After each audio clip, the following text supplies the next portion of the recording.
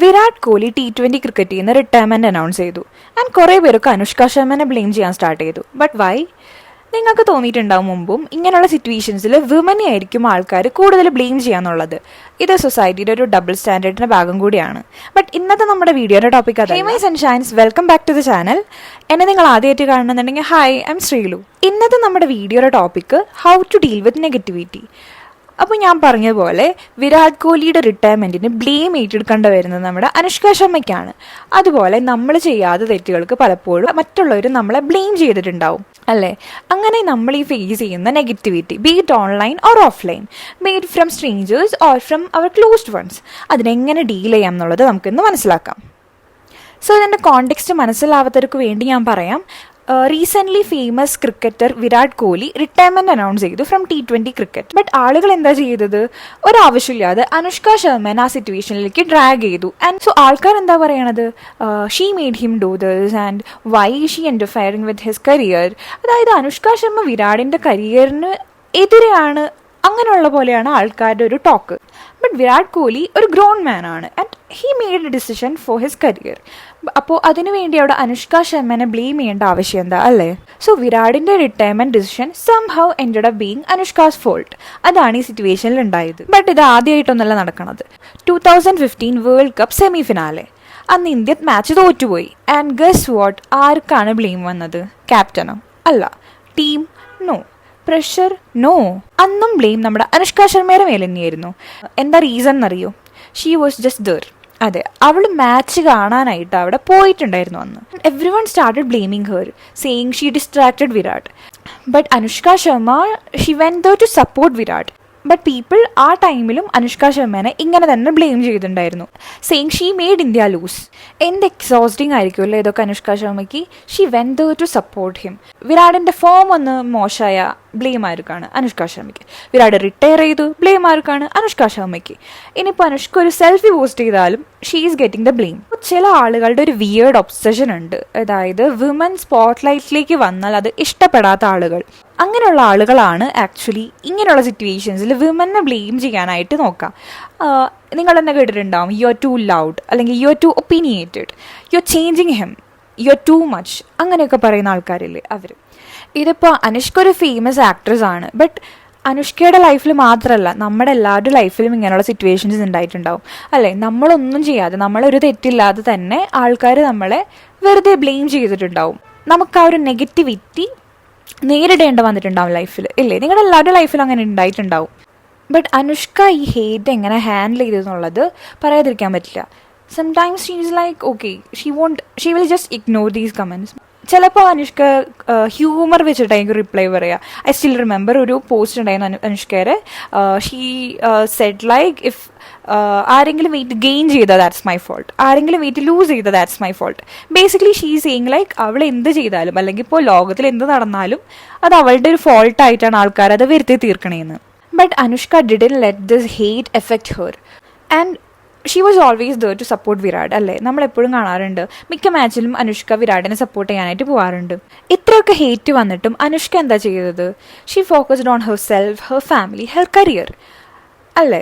അത് തന്നെയാണ് നമ്മളിവിടെ നിന്ന് മനസ്സിലാക്കേണ്ട പാടും. We shouldn't let these haters control our life.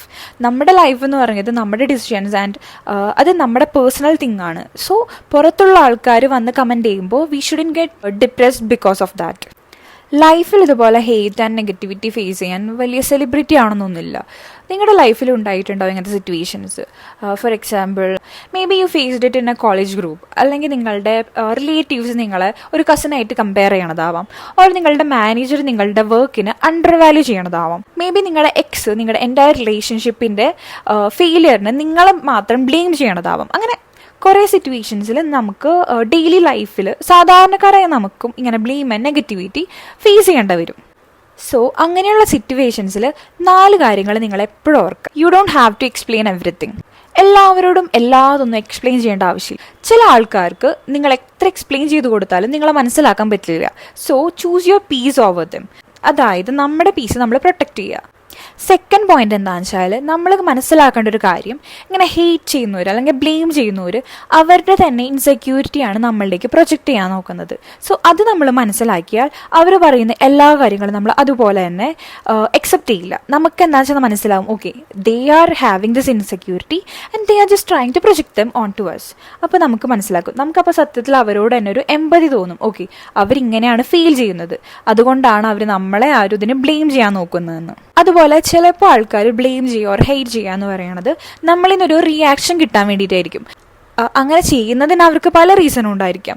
But അവർക്ക് വേണ്ടത് എന്താ, നമ്മളിൽ നിന്നൊരു റെസ്പോൺസ് ആണ്. അപ്പോൾ അങ്ങനെയുള്ള സിറ്റുവേഷൻസിൽ നിങ്ങൾ സൈലൻസ് ചൂസ് ചെയ്യുക. എപ്പോഴും എല്ലാവർക്കും ഒരു റെസ്പോൺസ് കൊടുക്കണമെന്നില്ല. ചില സിറ്റുവേഷൻസിൽ സൈലൻസ് ആയിരിക്കും ദ ബെസ്റ്റ് ആൻസർ. ഇനി ഏറ്റവും ഇമ്പോർട്ടൻ്റ് ആയിട്ടുള്ള point, you don't need to be liked by everyone. നമ്മളെല്ലാവരും ഇഷ്ടപ്പെടണമെന്നില്ല, അതിനുവേണ്ടി നമ്മൾ ട്രൈ ചെയ്യേണ്ട ആവശ്യമില്ല. നമ്മളെ മനസ്സിലാക്കണവർ നമ്മളുടെ ഒപ്പം ഉണ്ടാവും, അല്ലാത്തവർ ഓക്കെ ദേ ക്യാൻ ലീവ്. മറ്റുള്ളവർക്ക് നിങ്ങൾ ഒരു ചോയ്സ് കൊടുക്കുക. നിങ്ങളുടെ റിയൽ പേഴ്സണാലിറ്റി അവരെ കാണിച്ച് അവർ സ്റ്റേ ചെയ്യുകയാണെങ്കിൽ അങ്ങനെ മതി. ഫസ്റ്റ് നിങ്ങൾ തന്നെ യു ഷുഡ് മേക്ക് ഷുവർ നിങ്ങളൊരു നല്ലൊരു പേഴ്സൺ ആണെന്ന്. എന്നാലേ ആൾക്കാർ നിങ്ങളൊപ്പം നിൽക്കുള്ളൂ. അതൊരു ഞാൻ പറയാതെ തന്നെ എല്ലാവർക്കും അറിയാലോ. If you are A bad person nobody will be with you. അപ്പോൾ ആദ്യം നിങ്ങൾ സെൽഫ് വർക്ക് ചെയ്ത് നിങ്ങളൊരു നല്ല പേഴ്സൺ ആയി കഴിഞ്ഞാൽ നിങ്ങൾക്ക് പിന്നെ എല്ലാവരെയും പ്ലീസ് ചെയ്യേണ്ട ആവശ്യമില്ല. Because people who get you will be with you. So ഇതിൽ നിന്ന് നമ്മൾ മനസ്സിലാക്കേണ്ട കാര്യം എന്താണെന്ന് വെച്ചാൽ, നമ്മളൊരു വലിയ സെലിബ്രിറ്റി ആണെങ്കിലും ഒരു നോർമൽ പേഴ്സൺ ആണെങ്കിലും നമ്മളുടെ ഡെയിലി ലൈഫിൽ ഈ നെഗറ്റിവിറ്റി, ഹെയ്റ്റ്, ബ്ലെയിം ഇതൊക്കെ ഫേസ് ചെയ്യേണ്ടി വരും. Will be someone who will always try to blame you or pull you down, അല്ലെങ്കിൽ അവരുടെ തന്നെ ലൈഫിലെ തെറ്റുകൾക്ക് നിങ്ങളെ ബ്ലെയിം ചെയ്യാൻ നോക്കും. അങ്ങനെയുള്ള ആൾക്കാരെ നമ്മുടെ ലൈഫിൽ പലപ്പോഴായിട്ട് ചിലപ്പോൾ നമ്മൾ മീറ്റ് ചെയ്യേണ്ടി വരും. സോ നമ്മൾ എന്താ ഓർക്കേണ്ടതെന്ന് വെച്ചാൽ, we are not everyone's cup of tea, അല്ലേ? And you are not here to impress everyone. So let them whisper, let them play the blame game. നമ്മൾ എന്താ ചെയ്യേണ്ടത്? We should just go on with our life. We should grow in our life. Keep shining. നമ്മുടെ story നമ്മളാണ് decide ചെയ്യുക. എല്ലാവരുടെ മനസ്സിലും നമ്മുടെ സ്റ്റോറിയിൽ ഒരു ഡിഫറെൻറ്റ് വേർഷൻസ് ഉണ്ടായിരിക്കും. നമ്മൾ അവരുടെ സ്റ്റോറിയിൽ ഡിഫറെൻറ്റ് ടൈപ്പ് ഓഫ് ക്യാരക്ടർ ആയിരിക്കാം. But it doesn't matter. നമ്മുടെ സ്റ്റോറിയുടെ മെയിൻ ക്യാരക്ടർ നമ്മളാണ്. സോ എപ്പോഴും നിങ്ങൾ അത് ആലോചിക്കുക. So don't let anyone control your story. Anushka Sharma ചെയ്തതുപോലെ you don't need to prove your worth to anyone. നമ്മുടെ വാല്യൂ എന്താണെന്ന് നമുക്കറിയാമല്ലേ. So you don't have anything to prove to anyone. Just keep going with your life and be happy.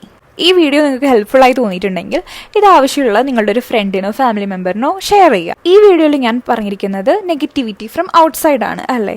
ഇനി negativity from inside ആണെങ്കിലോ, നമുക്ക് വരുന്ന negative self talk, അതിനെപ്പറ്റി ഞാൻ already ഒരു വീഡിയോ ചെയ്തിട്ടുണ്ട്. Do check it out. Okay, thank you so much for watching this video. By.